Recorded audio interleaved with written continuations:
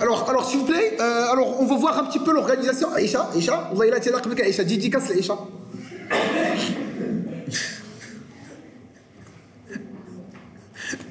Donc, Shabab, donc maintenant on va voir l'organisation, comment ça marche. Alors, d'ordinaire, ce qu'il faut faire, il faut avoir ici un main. Ça sera le fichier principal qui va être exécuté, main.yaml. À côté de main, on aura notre inventory, donc inv.text. Ok. Et juste en bas, on aura un dossier qui s'appelle roles. Alors, à quoi sert le dossier roles? Ça sert à organiser le projet sous forme de plusieurs rôles. Chaque rôle, il concerne un module à installer. Par exemple, je veux installer exemple, je dois avoir un rôle qui s'appelle exemple. Je veux installer, je ne sais pas quoi, l'application, je dois avoir un rôle qui s'appelle application front-end, par exemple. Je veux installer l'application back-end, un rôle qui s'appelle back-end, etc., etc. Donc, le dossier rôle, il est composé de l'ensemble des dépendances que vous voulez installer, organisé sous forme de rôle. Alors, ici, par exemple, ça c'est la partie front-end, par exemple. Front-end application. Ça, c'est le back-end application, par exemple. Back-end application. Ça, c'est par exemple l'exemple, par exemple, ou bien Apache, ou bien je ne sais pas quoi, etc., etc. Ça veut dire, je vais faire une organisation sous forme de plusieurs rôles. Chaque rôle, il contient l'installation d'un module dans mon application. Alors, maintenant, au sein de chaque rôle, qu'est-ce qu'on aurait? On aura l'ensemble des tasks. Ces tasks. Alors, il faut respecter ces noms.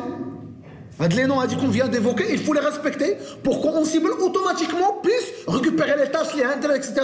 sans être obligé de faire des imports. Par exemple, les 6 tasks, automatiquement vous aurez un dossier qui s'appelle handlers. C'est pas la peine de faire, bien évidemment, dans les tasks, on va appeler les handlers. C'est pas la peine de faire un import de task, c'est pas la peine de faire un import de handler dans le task. Automatiquement, une fois que tu vas faire H1, automatiquement il va chercher les handlers chez le dossier handlers. Exactement dans le dossier main des handlers. Ça veut dire tasks, il contient un ensemble de tasks. Un ensemble de fichiers YAML qui contient les tasks. Mais ce qui est obligatoire, c'est d'avoir un fichier main.yaml. Ici, main.yaml. Okay? La même chose pour les handlers.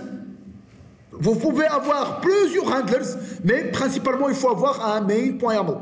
Okay? Alors, ça, c'est les tasks. Ça, c'est les handlers. D'autres dossiers aussi, on pourra... Ça, c'est ce qui est obligatoire, les tasks et le handler. Okay? Mais on pourra avoir d'autres dossiers, principalement les vars, qui contient l'ensemble des variables.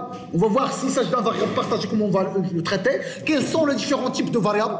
Variable registered, variable classique et variable fact. On va voir quels sont les types de variables et comment on va interagir avec l'ensemble des variables. Et aussi le dossier files qui contient l'ensemble des fichiers que vous voulez copier vers la destination de votre host. Okay? Donc grosso modo, la même chose pour le backend et la même chose pour la partie par exemple Apache. Okay? Donc toujours tasks, handlers, vars et files. Okay? Donc qu'est-ce que je vais faire ici? Ici je vais faire roles. Et il suffit de numérer le rôle. Rôle 1 ça s'appelle front-end. C'est pas la peine de mentionner le chemin. C'est pas la peine de dire c'est slash roles, slash f, slash tasks, slash main. C'est pas la peine. Il suffit de dire slash front-end et automatiquement, oui, il va chercher cette arborescence. Roles, F1, tasks, main. Automatiquement, il va exécuter l'ensemble des tasks et l'ensemble des tasks vont faire appel à l'ensemble des handlers et l'ensemble des files et l'ensemble des vars.